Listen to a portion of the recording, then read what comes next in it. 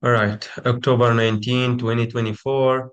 My name is Bishoy, and today we are going to discuss some challenging clinical and ethical scenario. Challenging patient scenario. The scenario, we are going to go through the scenario and how to approach it. I'm sharing my screen right now.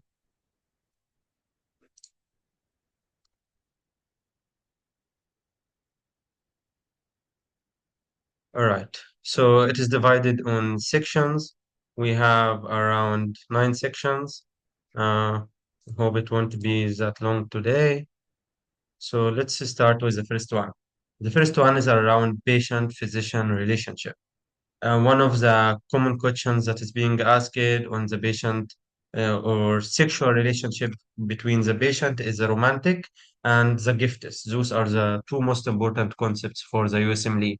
Is that both are not allowed except for gifts. It is allowed if it is of a lower value. So let's start. A patient's mother expresses romantic interest in you and invites you to lunch. The answer is never enter a romantic relationship or with a current patient or key third parties, those involved in a patient decision making and care. Also, um, if the patient is like terminated the relationship, the relationship between the physician and the patient, it is also not allowed or not preferred to enter romantic relationship. Will be the typical USMLE exam answer. Never enter a romantic relationship with a current or past patient, but they usually ask about a current. Set firm boundaries and avoid unnecessary contact. Ask specific, close-ended questions. Use chaperone if necessary, and also try to be polite while you're rejecting it. Consider transitioning care to another physician, but will not be the answer. First, you have to reject it politely. The second scenario is a patient makes a sexually inappropriate comment during genital examination. The approach is inform the patient politely and directly that their comment is inappropriate and not acceptable. Request the presence of chaperone and ask only direct close-ended questions. Perform only medical necessary portions of the examination to minimize contact. Romantic relationship with patient or key third parties are always considered unethical and inappropriate. Okay. So what are you going to say to the patient? You are my patient and we are not allowed to be in a relationship. I cannot date you because you are my patient. Will be your typical answer. Okay, let's move on to the next section, self-treatment or treatment of relatives and friends. Scenario one, a close friend asks you to prescribe oral contraceptive before going on vacation because she forget to ask her physician to refill. As a general rule of thumb, you're never treating your friends or your family unless it is an emergency situation. So if you have a family member who is having a certain disease and you can cure it, you still gonna refer him to a physician unless it is very emergent. So the approach is avoid providing treatment or prescribing drugs to yourself, your immediate relatives, or your friends. Exceptions include in emergencies and or isolated settings when no other qualified physicians are available. Minor events like bloody noise and first degree burns, you can also prescribe them any medications for this. Scenario two, your father has been in a MVC and requires an urgent surgical procedure. He requests that you perform the procedure because you work at the same hospital and he trusts in you. So the approach is to seek permission from the primary attending surgeon to be to be assistant surgeon in the procedure. This is the maximum you can do because it is like a mix that you're working in this hospital and it is considered emergency, but still there is a primary physician. And this is what we do here. Another important concept is accepting gifts from patients. A patient has offered you an origami swan and thank you card. So your next step, thank the patient and accept the gift since they do not have a substantial monetary value. So your parameter is two things. One that we are all already knowing is that never accept a gift with a high monetary value. Second thing, if a gift is not with a monetary value, but was intended for you to force you into doing something like you didn't prescribe an X drug and they give you the same origami one and thank you card and they are just like trying to manipulate you to prescribe that medication, this gift, although it is not with a substantial monetary value, it still should be rejected. I have seen it in many questions. Scenario two. A patient offers your office a framed painting by a well-known artist from his private art collection. So the approach, always show appreciation. This is general rule in ethics. Always show appreciation or show acknowledgement, or like you know what they are saying or what they are offering while politely declining the gift. Same concept as rejecting a patient-physician relationship. You have to explain the reasoning to avoid potential conflicts of interest. Physician must decline gifts that are intimate or highly valuable. Okay, so it is not only the monetary value. If it is intimate or for another reason, it should be rejected too. Assure the patient that declining the gift does not affect the patient-physician relationship, and also it will not affect the quality of care that they are going to receive. Scenario three, a patient with an active mood disorder offers you a 100 gift card for SBA. Approach, do not accept gifts from patient experiencing a mood episode that potentially affects their judgment. Okay? Assure the patient that declining the gift doesn't affect the physician-patient relationship.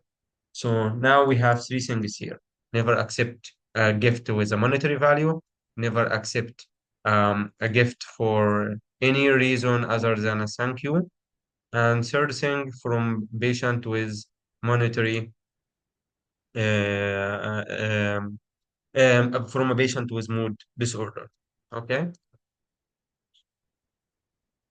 Next thing, accepting gifts from industry. You publish an important paper about a new medication that would directly benefit your patients. The pharmaceutical company offers you to sponsor your travel and lodging costs for the conference, as well as funding to develop the drug at the hospital where you are. So the approach is reject both the offer for the trial funding and the conference sponsorship. Okay. But this is not clear as it sounds. Sometimes you have to accept some support, but not support where are you traveling or conference for you and your family, but they can spend on some trial with announced conflicts of interest when publishing it. A pharmaceutical company offers educational material on healthy diets for patients with hypertension. Accept the gift from pharmaceutical company because it directly benefits the patient and the value is not substantial. Okay. Now we are finished patient-physician relationship. We move on to the next section. Autonomy, informed consent, and decision-making capacity. Autonomy. An adult patient refuses treatment because of their religious belief. So your next step is to explain all the available treatment options, confirm that the patient understands the consequences of their decision, and respect the patient's choice. Okay. There will be some distractions on the answer choices. They are telling you like trying to convince the patient with your intervention. No, you have to respect the patient's choice, particularly the religious beliefs, and explain all of the available treatment except an emergency situation. Like for autonomy, if the patient rejects the treatment of tuberculosis, you should admit them to the hospital, but you should not treat them because they don't want the treatment. But it will hold some danger to the public and to himself if he left. Scenario two, an unconscious adult who is in a car accident has already received fluid has already received fluid and has severe bleeding requiring transfusion before emergency surgery. The accompanying friend claims that the patient is Jehovah's Witness but has no documentation to prove it and the family member cannot be contacted. Okay, so I have no proof here. So your next step is to provide life-saving treatment to the patient, ensuring transfusion. The patient preferences are not really documented and there is no suitable surrogate decision maker present, so it is inappropriate to withhold the life-saving treatment based on unfavorable claims. Scenario three, a patient wants to try an alternative medicine instead of their prescribed medication for hypercholesteremia. So your approach will be to identify the underlying reason, always ask open-ended questions, try to explore why they are asking that question, what they have read, and like open discussion. Do not negotiate or devalue the patient decision. If you have no idea about what they are talking about, you can tell them, okay, I will search about it, evaluate the possible drug interactions, adverse effects, and overall safety, and allow treatment integration if it poses no risk to the patient. Like if they are convinced like a certain herbal will help him in addition to our original medication. Okay, so they can drink it if they believe it's okay and it carries no harm to the patient. The concept of non-maleficence and beneficence. Informed consent. A patient's spouse or family member wants information about the patient's disease course. So you have to explain the information regarding the patient health cannot be shared with anyone outside of their direct healthcare team without the patient explicit or verbal or written consent. Another scenario before I go to scenario two. Imagine like you're in your clinic and the patient wife is calling you and telling you that I want to ask you about my husband health and what disease he have and stuff like this. So your next step, you're not telling her like the information regarding the patient health cannot be shared with anyone, but even you cannot tell her that if this is your patient or not, because they can call multiple clinics to ask if the patient is on that clinic. So even you cannot tell the family members if you don't have explicit verbal or written consent if he is my patient or not. Okay. So you're not just gonna withhold the information, but you're not going to tell them if you're not going to tell her if it is my patient or not. Scenario two, an attending physician will perform an urgent procedure and asks a PGY1 to obtain the patient informed consent. Respectively, explains the informed consent and the informed consent should be obtained by healthcare provider performing the intervention. So you should politely ask the, okay, one moment, I will disable cam.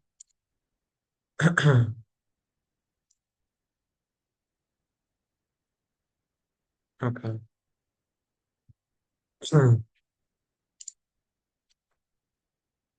Let me check host tool. Okay, I disabled it. So your next step, if you're a medical student or BGY1, is to ask the attending or the physician or healthcare provider who is performing the intervention. He is the only one responsible to take the informed consent. Scenario three, during surgery, you make an incidental finding of another condition that is not life-threatening, and there is no durable medical power of attorney. So you have to finish the original procedure as planned. A patient consent is legally required for any non-emergency procedure. Obtain consent for a second operation once the patient is awake and responsive. So that's why if we are entering a cancer patient, a GI cancer patient, we are taking informed consent from him before the procedure. If we found something that if we are allowed to take a biopsy from it. But even biopsy, you cannot take it if you found any masses, you found anything. If you don't have consent, even it is minor and does no harm, a patient consent is legally required for any non-emergency procedure. Scenario four, during surgery, you make incidental finding of a life-threatening condition. So the approach is perform the surgery. For example, while you were doing any operation in the GI, you found that there is appendicitis or the appendix is ruptured or perforated. So you need to perform with the surgery.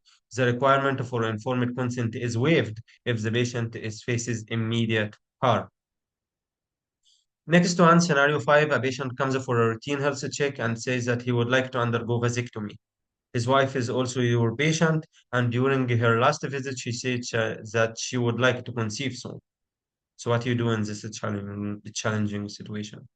So, your next step will be to explore the patient reasoning for undergoing vasectomy, explain the procedure risks, benefit, and potential alternatives.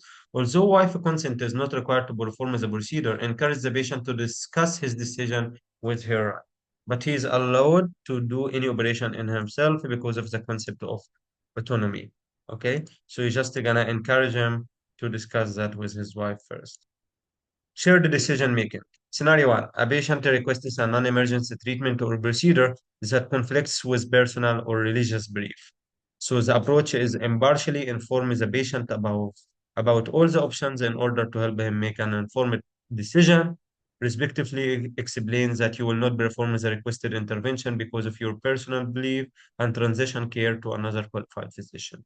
The answer on the questions will be always transition care to another qualified physician. Usually they're gonna tell you like a pregnant patient asks for Abortion on like 30 weeks or so, which is beyond the age of viability. The patient is already viable and is against your religious belief, for example. So you have to make transition or refer them to another physician without saying anything else. Like I cannot do it because of my personal belief, but I will refer you to another physician. And this is one of the common causes that you can abandon your patient or like transition the care to another physician. But usually, as a general rule, once the patient is your patient, you cannot abandon them. But this is not as it sounds. Sometimes there is some exceptions. But first and most important in the USMLE is that once the patient is your patient, you cannot abandon them. But if an intervention or something against your beliefs, you can transition the care to another physician at this case. Scenario two, a patient requests an unnecessary intervention, diagnostic or therapeutic procedure or medication. I wanted to do MRI brain right now. Ask why the patient wants the intervention and address any underlying concerns. Do not perform unnecessary medical or surgical intervention. This is very important because they usually going to show you some answers. Proceed with the operation or do not proceed with the operation. And then the second half of the choice, they are telling you you have to explain why. Do not refuse to see the patient or refer to the patient to another physician. And follow up is important in that case. You cannot like yeah, we cannot proceed with this and you have to go. No, because they can go to another physician and ask the same questions. So this is will increase the workload in hospitals. So you have to follow up with the patient and explain to him that you cannot do it and explore why they want it. Scenario three, a patient refuses the initially prescribed medication and asks about different drug. So, as usual, you have to initiate an open-ended conversation and explore the patient understanding of his illness. What do you know about this medication? And the through process underlying the preferences. Address any misconceptions that are raised in the conversation. Discuss the advantages and disadvantages of each regimen. And like you're conjointly trying to reach one medication or the optimal treatment. Futile treatment. Scenario one, a patient is brought to the ED after a major trauma, fall from a building. CPR was provided by emergency medical technicians for 10 minutes. On arrival, the patient remains in cardiac arrest and all reversible causes of post-traumatic cardiac arrest have been excluded while continuing the CPR, but without any rhythmic change or return of spontaneous circulation. After 20 minutes, you have pronounced death, and the patient wife arrives at the ED and asks the physician to continue CPR. So, first question, should they continue or not? Yes or no? So the answer is no. Even if the patient is like in the ICU and they already declared brain death or they already died, you should like withdraw the care because this is considered futile treatment. So carefully notify the spouse about her husband's death and explain that all resuscitative efforts were performed. Physicians are not required to provide further treatment when there is no prospect of recovery. As I told you before, guys, in previous sessions, that we can provide unnecessary treatment, like if the patient is having metastasis grade 4 and they're already gonna die, and me as a physician, I see that there is no role in treatment here, but they requested to continue treatment, I should continue treatment. But if the patient is brain dead, this is considered totally futile treatment. Pay attention to the difference. Scenario two, a patient family insists on maintaining life support indefinitely despite evidence of breast death because of the patient still moves when touched. So, will you continue it or no? No. Carefully explain to the family members that brain death is equivalent to this and exclude any chance of recovery. You may tell them, like, if the patient still moves when touched, this is because deep tendon reflexes, and this is involuntary result of the spinal arc reflexes. We only take into consideration the brainstem reflexes, which is like movement due to anxious stimuli or pupillary dilation or corneal reflex, gag reflex, vestibulo-ocular. We can even do EEG and stuff like this. If the family insists, contact the appropriate medical ethics committee that decides on cases of fatal treatment and withdrawal of life-sustaining treatment. But as a general rule, you will never continue life-sustaining treatment if the patient is already died. Decisions for adult patient who lack decision-making capacity. Scenario one, a patient has an adverse healthcare directive declining cardiopulmonary resuscitation and verbally confirmed these wishes to you and you're attending on admission. He is now in cardiac arrest and his spouse insists that you perform life-saving measures. Will you proceed with it or no? So you have first that you are legally obligated to honor the patient wishes regarding end of life care. The patient is already having an advanced health care directive and already signed that they are on DNR. And the advanced directive should only be disregarded if it conflicts with the patient most recently expressed wishes while they were in the hospital. Scenario two, a patient is acutely intoxicated from consuming a large amount of alcohol. He refuses treatment, demands to be discharged immediately, and threatens to call his lawyer to sue the entire medical staff. So he is acutely intoxicated from consuming a large amount of alcohol and refuses treatment. So, pure question, will you admit him or no? Same concept as the tuberculosis example that I said in the beginning of this session. You should admit the patient, determine the patient decision capacity. This patient capacity is already impaired. Explain to the patient that discharge would seriously endanger his health and also the others because he is unstable mentally right now and you have to admit the patient to the hospital. And then reassess the patient decision once he is no longer impaired. For example, if the patient was very agitated and they already give him haloperidol and benzo and chemically sedated. So your next step is to reassess the patient decision once he is no longer sedated or impaired. Okay? Because once they regain the patient decision capacity, or or they can take their own decision and become more stable, they can even ask for a leave.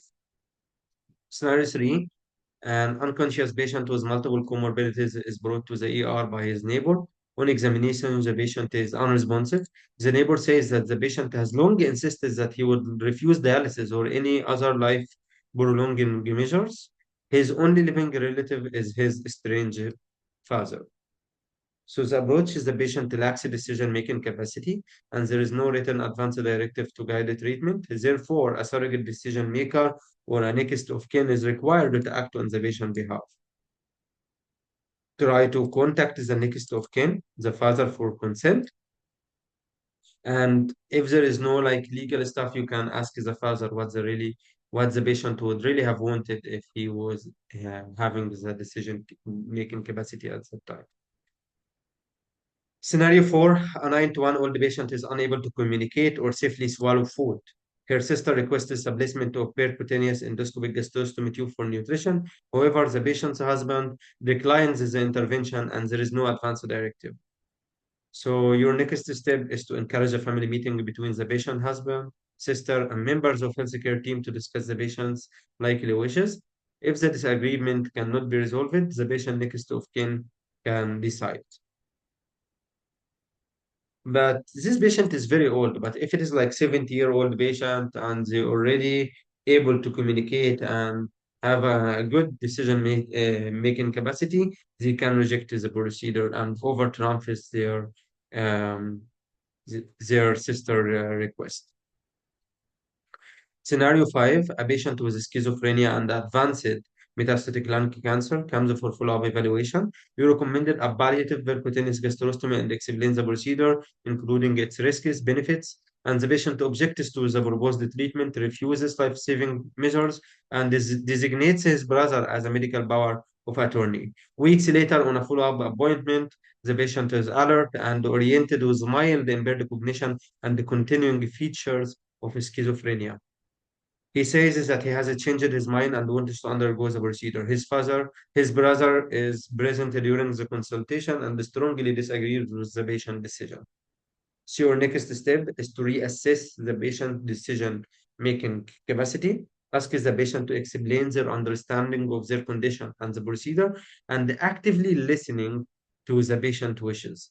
Then you're gonna evaluate the patient capacity and legal competence. And as we said before, legal competence is a court order. I cannot do it. I cannot decide if the patient is already legally competent or not based on my decision as a physician with a MacArthur competence assessment tool.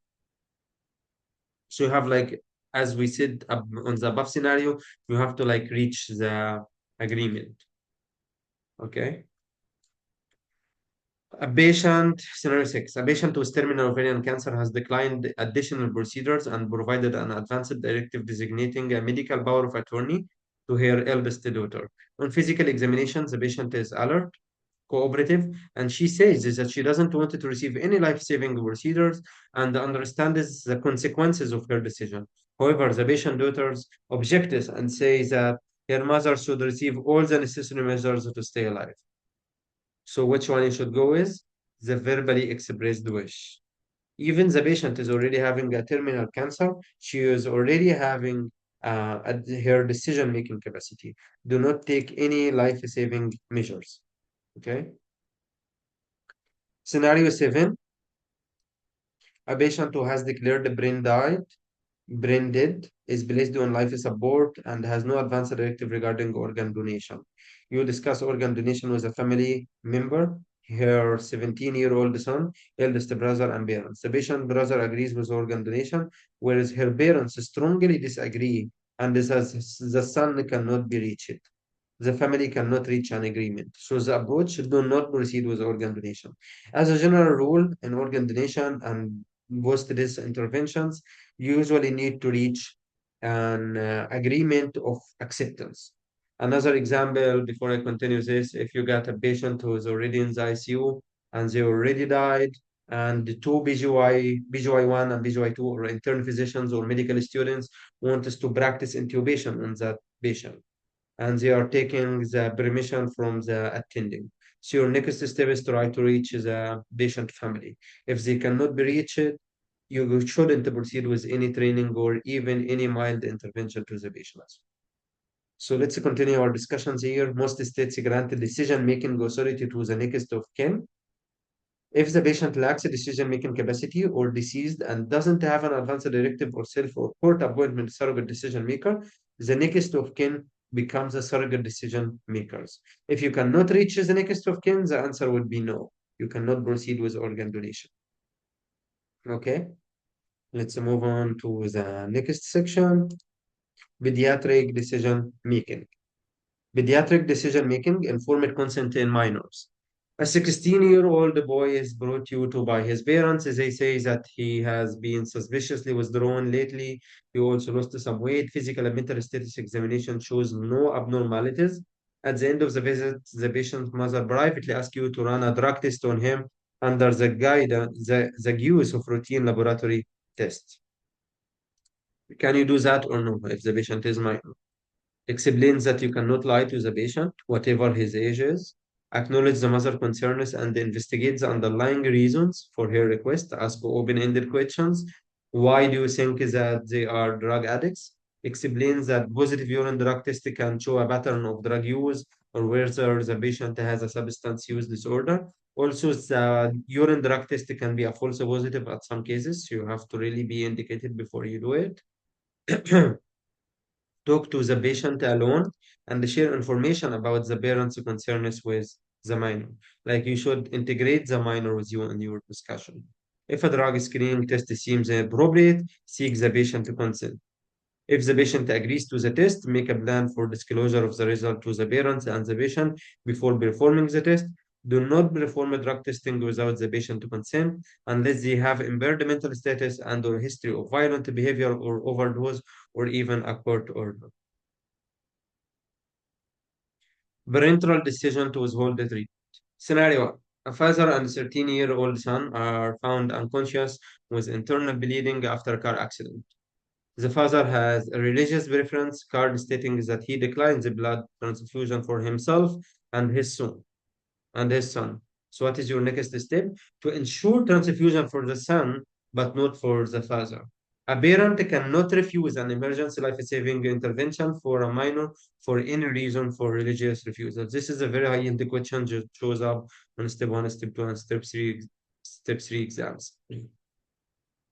An adult can refuse life-saving emergency treatment either with an advanced healthcare directive or explicit verbal consent. Okay, so minors, um, The take-home message here that parents or adults cannot refuse an emergency life-saving treatment intervention for a minor for any reason. If the patient is having appendicitis and they reject the procedure, you have to still do it or seek a court order. Okay. Scenario two, an infant is diagnosed with intermediate risk neuroblastoma that will result in death if untreated. Okay. So if the patient is having like a mild cold, they can reject the treatment. But if it is they gonna die if they didn't receive the treatment, the parents refuse treatment and prefer to provide supportive care only. Explain to the patient that a potential life-threatening condition that requires timely treatment. If the parent refuses intervention, seek a court order to mandate treatment and proceed with the intervention. Scenario three, a newborn diagnosed with kernicterus and requires exchange transfusion and phototherapy. A newborn is diagnosed with kernicterus and requires exchange transfusion and phototherapy. The parents refuse treatment and request immediate discharge. So you have to admit the patient and administer the treatment. Before that, you have to explain to the patient that a life-threatening conditions, there is a life-threatening condition that requires immediate intervention in a timely manner. Treatment decisions in emergency situations. A 4-year-old boy needs an urgent intervention, but the parents cannot be reached. So the approach is to perform emergency surgery since he is considered a minor and need urgent intervention. Parental consent is required before a minor receives medical treatment, but there are exceptions such as emergency or life-threatening intervention. Next part here is confidential health care for minors. Scenario one, a 14-year-old girl requests contraception. So the approach is to offer advice on safer sex practices or initiate discussion about sexual, even if the patient, like 14-year-old girl coming for whatever reason, for health maintenance, for vaccination, you have to initiate a discussion on safer sexual practices and discuss all effective contraception options. Prescribe contraception and encourage the patient to communicate her choice to her parents. But sex, drugs, and abortion there is some like discrepancy on it between the states, but usually for sexual treatment and contraception there is no parental consent required. Scenario 2, a 15-year-old girl is pregnant and wants to carry the baby to term, but her parents disagree. What you do in that situation? Pregnant individuals of any age have the right to choose whether to carry their pregnancy to term and whether to opt for adoption after birth. Provide the practical information about all options, support the patient decision, and encourage good communication with her parents to promote shared decision-making capacity. An unemancipated minor has an STI and seeks treatment. He doesn't want to disclose his health status to the parents. So the answer is that you will not disclose it to the patient, to the parents. Prescribe and or initiate STI treatment. Parental consent is not required. Report the case to the public health official if the patient has reputable disease like Neisseria or chlamydia or HIV.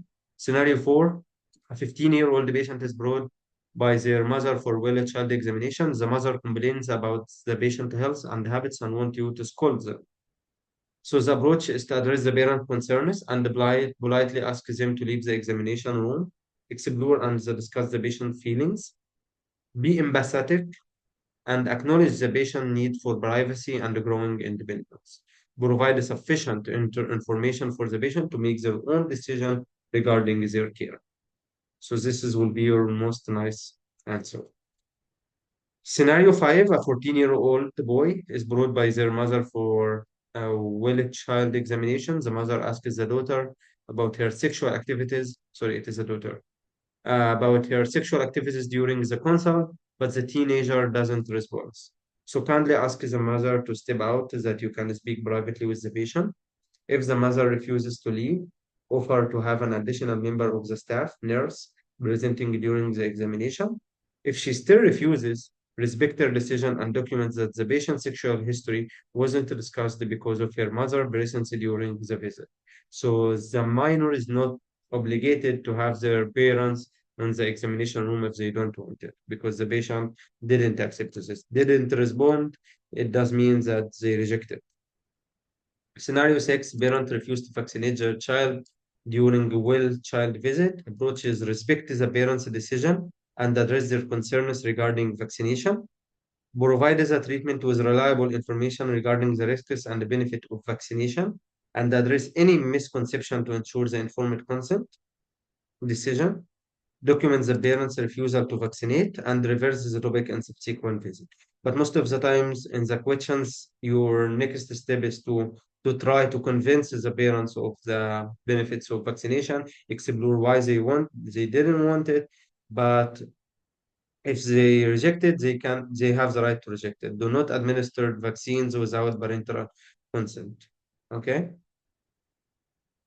Parental decision to choose alternative treatment for children. Scenario: a 6-year-old child is brought by his mother because of high fever, sore throat, streptococcal pharyngitis. The mother refuses the medication and insists that he will treat the child with apple cider vinegar and ginger beverages. So the approach is to practice and appreciate the parents' response in non-judgmental collaboration, build a rapport, and trust the parents to maintain the therapeutic relationship. Parents have the right to choose complementary and alternative medicine. As I told you in the beginning of the session, if they wanted to receive a herbal drug, for example, for their child, if they do not pose a high risk of harm. Explain why antibiotics are recommended and the risk is posed to the child if they are uh, not used, and schedule a follow-up visit. But if it is like intracranial abscess or something that need emergency antibiotic, you have to proceed with it. Okay? Suspicion of a child abuse. A scenario one, a 6-year-old patient has an injury that is inconsistent with the explanation given by their parents. The approach is interview the child separately and document a detailed history of physical examination with the chaperone present. Provide any necessary medical care